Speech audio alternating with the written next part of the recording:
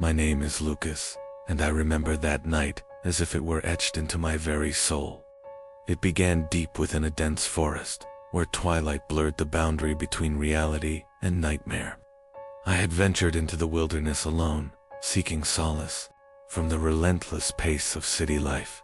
The forest, usually alive with the rustling of leaves and the chirp of crickets, fell eerily silent, as if it were holding its breath. Following a narrow, winding trail, I pressed deeper into the forest's heart. Shadows danced between towering pines, and every snapped twig sent shivers cascading down my spine. In a small clearing, I discovered scattered remnants, burnt paper fragments, and tattered photographs. The pieces whispered of a forgotten tragedy, hinting at names like Isabel and Preston, whose sorrows seemed to linger in the chill evening air. As dusk approached, an inexplicable pull urged me northward. The forest grew denser, the path more elusive, and a profound isolation wrapped around me. The oppressive darkness made every rustle a potential threat, and I felt unseen eyes tracking my every step. After what felt like hours lost amid ancient trees, I emerged onto a narrow dirt road. In the distance, a flickering light beckoned, a solitary beacon amid the murk. With hope and mounting urgency, I quickened my pace. The road led me to a weathered house perched on a lonely hill. Its creaking porch and dim, inviting windows promised shelter from the ominous forest. Hesitant yet driven by a desperate need for answers, I pushed open the slightly ajar door. Inside, shadows reigned.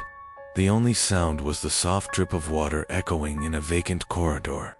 Lighting a candle, I explored room by room. In a small study, I uncovered personal relics, a bundle of old letters, a tarnished locket bearing the initials IP, and a faded photograph of a smiling family. Stark against the backdrop of neglect, the deeper I ventured, the more palpable the house's secret became. A cold draft, a faint whisper of footsteps in an empty hallway, and an unsettling feeling of being watched convinced me that I was not alone. I sensed a presence, a silent observer lingering just out of sight. Every creaking floorboard and distant groan of the house echoed with untold stories, as if the walls themselves remembered a tragic past. I spent the long, terrifying hours piecing together the mystery. The relics from the forest and the sorrowful history of the house intertwined like threads of a dark tapestry.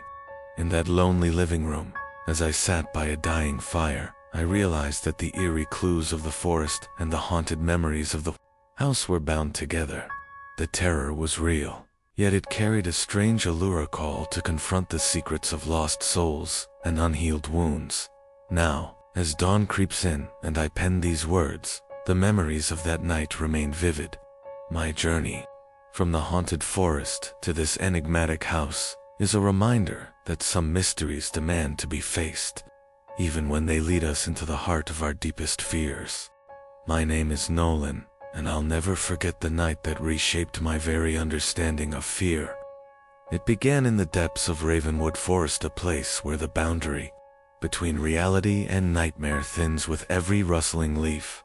I set off alone, driven by an inexplicable urge to confront the mysteries whispered on the wind. The forest greeted me with an unsettling silence, broken only by the occasional snap of a branch underfoot. As I wandered deeper into the forest, the towering trees closed ranks above me, their gnarled limbs forming a dark canopy that swallowed the last vestiges of daylight. Every step I took stirred up memories of ancient legends, tales of lost souls and vengeful spirits that had long haunted these woods. I recalled a faded mention of a name, Celeste, spoken by locals as if she were both guardian and victim of Ravenwood's secrets. The very air felt charged with sorrow and anticipation. The further I ventured, the more the forest seemed to pulse with an eerie life of its own. I discovered cryptic markings carved into the bark of weathered tree, symbols that evoked long-forgotten rituals and hinted at a history of sorrow and betrayal. My pulse quickened as I followed the trail of these ominous signs, each one beckoning me toward an unknown destination. Nightfall came swiftly, draping the forest in a cloak of impenetrable darkness. The natural sounds of the woodland gave way to a haunting silence, punctuated by soft, disembodied whispers that seemed to emanate from nowhere and everywhere at once. Anxiety wrestled with my curiosity, but I pressed on, determined to unveil the truth behind the forest's oppressive calm. After what felt like endless wandering through twisting, shadow-laden paths, I stumbled upon a narrow trail that eventually led me to a clearing bathed in a ghostly silver light. There, hidden amongst overgrown ferns and ancient oaks, stood a solitary cabin. Its weathered wooden exterior and sagging roof told a story of abandonment and quiet despair. I felt a magnetic pull towards it, as though the cabin held the answers to the mysteries that had haunted my journey. With hesitant steps, I approached the creaking door and pushed it open. Inside, the cabin was shrouded in dim light, the only illumination coming from a single flickering oil lamp mounted on the wall. The interior was sparse, yet filled with relics of a forgotten life, a broken clock stuck at 3:15, a scattering of yellowed letters addressed to someone named Gabriel, and a faded portrait of a woman whose eyes seemed to follow me with silent sorrow. Every creak of the wooden floor, every soft moan of the wind outside, heightened my awareness of an unseen presence. In one corner of the cabin, I discovered a dusty journal that appeared to belong to the long-gone occupant. Its pages detailed chilling encounters with a mysterious figure, a spectral presence that once roamed the forest in search of redemption for past misdeeds. The journal spoke of rituals performed under the light of a blood moon, of promises made and broken, and of a curse that bound the soul of its writer to Ravenwood. As I pored over the fragile pages, the cabin itself seemed to come alive with a palpable sadness. I could almost hear the echo of Celeste's lamenta voice, lost in time, crying out for solace. The journal ended abruptly, leaving me with more questions than answers.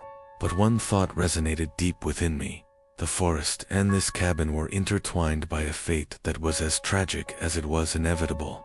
Now, as dawn's early light begins to seep through the cracks in the cabin's walls, I sit alone with my thoughts and the lingering echo of the forest's secrets. My journey from the ominous depths of Ravenwood Forest to this forlorn cabin has unveiled a truth I never sought, that some mysteries are not meant to be solved, only witnessed. The spirit of Celeste, the legacy of Gabriel, and the haunting curse of these woods remain etched in my soul, a timeless reminder that in the heart of darkness, true fear and sorrow intertwine. My name is Blake, and I still shudder when I recall that eerie night. It began in the depths of Hawthorne Forest, where the trees stood like silent sentinels and the moonlight barely pierced the thick canopy above. I had set out for an evening hike to clear my mind after a long week, but the forest had other plans. The trail was overgrown, and the usual sounds of nocturnal creatures were replaced by an unsettling stillness. With each step, the soft crunch of dead leaves underfoot seemed to echo like whispers of lost souls. I couldn't shake the feeling that unseen eyes were watching me, hidden among the gnarled branches. As I navigated a narrow path, I discovered a series of strange markings carved into an ancient oak. The symbols were unfamiliar, their purpose unknown, yet they ignited a chilling curiosity deep within me. Compelled to follow the trail, I ventured further into the heart of the forest, where shadows danced in unpredictable patterns. The deeper I went, the more reality seemed to blur. Every rustle, every distant snap of a twig sent waves of apprehension through my body. It was as if the forest itself was alive, guarding a secret too terrible to reveal. I paused by a small clearing, the moon casting ghostly shapes on the ground, and felt an inexplicable pull urging me onward. Eventually, the forest began to thin, and I found myself at the edge of a long-forgotten road leading to an old, isolated house. The structure was a relic of another era, its weathered facade and broken windows hinting at decades of neglect. Drawn by a mixture of dread and curiosity, I crossed the threshold, and entered the house. Inside, the air was heavy and stale, thick with the weight of memories. I made my way cautiously through darkened corridors, each creak of the wooden floor amplifying my anxiety. The silence was profound, punctuated only by the sound of my own heartbeat. I soon found myself in the living room, a vast, dim space where time seemed to have stood still. In the living room, remnants of a bygone era were scattered about: a grand but faded chandelier, an old clock frozen at 2:47, and portraits whose eyes appeared to follow me as I moved. I felt a strange presence in that room, a cold, unyielding force that made the hairs on the back of my neck stand on end. As I settled onto a creaky armchair, the silence was broken by a soft, almost imperceptible whisper. It seemed to emanate from the walls themselves, a spectral murmur that hinted at secrets and sorrows long buried. I scanned the room, my eyes darting to a mantel adorned with antique trinkets. Among them, a small, ornate box caught my attention. It was intricately carved with the same symbols I had seen in the forest. My hands trembled as I opened it, revealing a faded photograph of a woman named Miranda, name I had never heard. Beforehand, a cryptic note that read, "The past is never silent." The note sent a chill down my spine, confirming that the mysteries of the forest had followed me here. In that moment, I realized the truth. The house, the forest, and the cryptic markings were all threads in a tapestry of sorrow and unresolved anguish. The presence in the living room was not merely a ghostly figment, but a lingering spirit bound by a tragic history. As the whispers grew louder and the shadows lengthened, I knew I had stumbled upon a horror that was as real as it was inexplicable, truth that would haunt me for the rest of my days. Now, as I sit in the dim light of that forsaken living room, I can still hear the echoes of Miranda's lament. The line between the natural world and the supernatural has forever blurred, leaving me with a haunting reminder that some secrets are best left undisturbed. My name is Weston, and the memory of that night still haunts my every thought. It began when I ventured into Elderwood Forest, seeking solitude and escape from the monotony of daily life. The forest was unusually silent, with only the soft rustle of leaves and the occasional creak of ancient branches to accompany my footsteps. As I moved deeper into the shadowy labyrinth, an unsettling feeling of being watched crept over me. Faint whispers seemed to drift on the wind, as if the forest itself were murmuring dark secrets. The trail was barely visible beneath a thick carpet of fallen leaves, and every step felt laden with unseen eyes tracking my progress. I found myself following a series of inexplicable symbols etched into tree trunks, cryptic marks that sent a chill down my spine. They appeared to tell a story of lost souls and unspeakable tragedies, a narrative too haunting to ignore. I recalled a name carved into one of the trees, Marion, as if someone desperate to leave behind a trace of their fate. Night began to fall, and with it came a profound darkness that swallowed the path ahead. My heart pounded in rhythm with the quickening beat of my footsteps. I couldn't shake the sensation that something was lurking just beyond my sight, waiting for the perfect moment to reveal itself. Panic slowly set in as I realized that the forest had transformed into a maze of shadows, and the trail home had vanished. After what felt like an eternity of wandering under the oppressive canopy, I stumbled upon a dilapidated building. Its structure was nearly overtaken by ivy and decay, yet a faint, welcoming light spilled from a narrow window. With no other option, I approached, hoping that this refuge might offer a reprieve from the relentless terror outside. Inside, the building was a patchwork of forgotten memories, dusty corridors, creaking floors, and long-abandoned relics of a life once lived.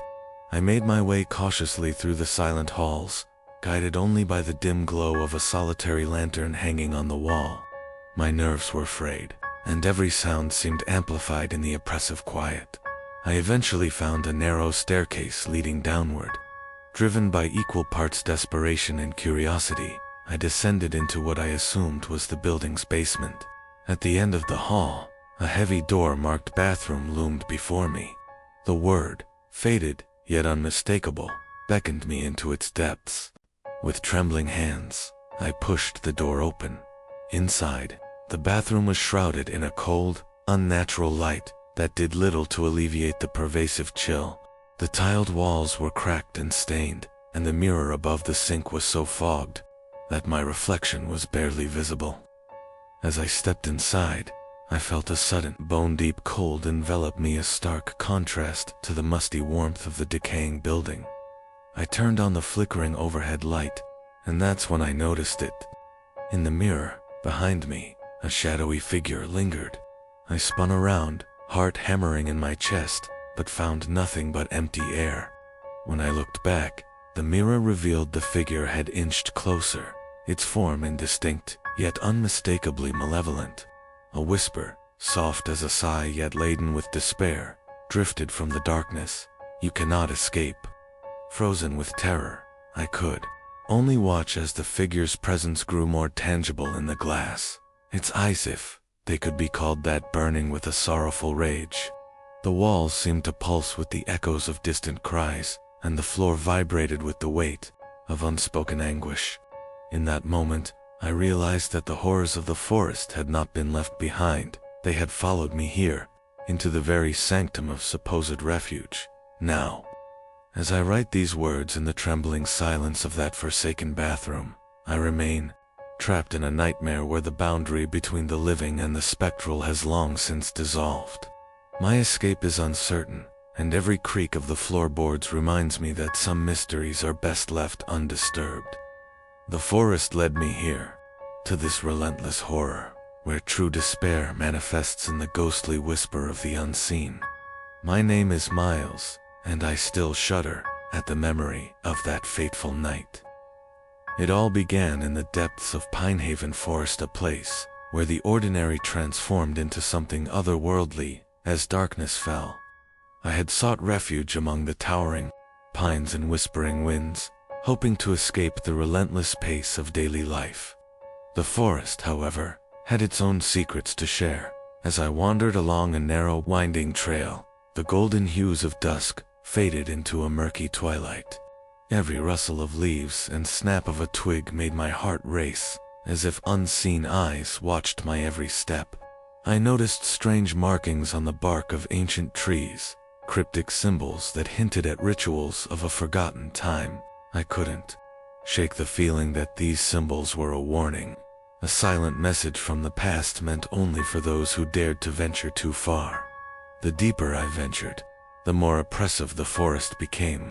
Shadows stretched long and ominous, merging with the twilight, until reality seemed to blur with nightmare. At one point, I heard a soft, almost imperceptible whisper, like a voice carried by the wind, murmuring a single word: "Return." I froze, unsure whether it was my imagination or a spectral presence trying to make itself known. Compelled by a mix of terror and curiosity, I pressed on. The path became less distinct, overgrown with tangled roots and underbrush that tugged at my legs as if to anchor me in place. My pulse thundered in my ears as I struggled to maintain my bearings, every step a battle against an overwhelming sense of dread. After what felt like hours, the forest began to thin, and a faint glow appeared in the distance. Relief surged through me as I recognized the outline of a small, weathered cabin tucked at the forest's edge. Its windows, dimly lit by a solitary lamp, beckoned like a beacon of hope. With no other refuge in sight, I made my way toward the cabin, my steps echoing in the stillness of the night. Inside, the cabin was a stark contrast to the wild chaos of the forest. The walls were adorned with faded photographs and relics of a lifelong past. Dust motes danced in the slivers of light streaming through cracked windows. I felt an inexplicable pull to explore, as if the cabin held answers to the mysteries that had plagued me in the forest. In one of the modest rooms, I found remnants of a hurried departure, a half-burnt candle, a journal with pages filled with cryptic entries, and a delicate porcelain figurine of a woman whose eyes seemed to hold unspoken sorrow. The journal mentioned a name I had seen carved in the trees: Veronica. The entries spoke of ancient curses, restless spirits, and warnings. That echoed in my own trembling heart. The realization hit me hard. The forest and this cabin were linked by a haunting legacy, one that defied explanation. A sudden gust of wind rattled the cabin's old window panes, and I felt an overwhelming urge to leave. With the journal clutched in my hand and the figurine tucked under my arm, I stepped back into the cool night air. The forest now appeared even more sinister, its dark tendrils reaching out to reclaim me as I hurried along the familiar path that led out of the wilderness. Eventually, I emerged from Pine Haven Forest onto a quiet country road. My limbs felt heavy with exhaustion, and the terror of the night clung to me like a second skin. I drove home in silence, the journal's cryptic words echoing in my mind with every turn of the wheel. The normalcy of my familiar neighborhood did little to dispel the lingering unease that had taken root in my soul. Finally, I arrived at my modest home, a sanctuary of warmth and light, after a night of relentless horror. I unlocked the door, stepped inside, and felt a brief moment of relief wash over me. Still, the shadows of the night remained imprinted in my thoughts. I made my way upstairs to my bedroom, where a soft bed beckoned me into its embrace. Collapsing onto the bed, I tried to force sleep, but my mind replayed every eerie whisper and every glimpse of ghostly symbols from the forest. The soft hum of the night outside contrasted sharply with the turmoil inside me. As I lay there, eyes fixed on the ceiling, I could almost feel the lingering presence of Veronica, the sorrow of a soul bound to the forest and the cabin. In that quiet, vulnerable moment, I realized that the horrors of the night had followed me home. The boundary between the forest's dark mystery and the comfort of my bed had blurred into a single, haunting continuum. And as the first light of dawn crept through the curtains, I knew that the true terror was not confined to the forest or the cabin, but had taken root within me, destined to haunt my dreams for nights to come.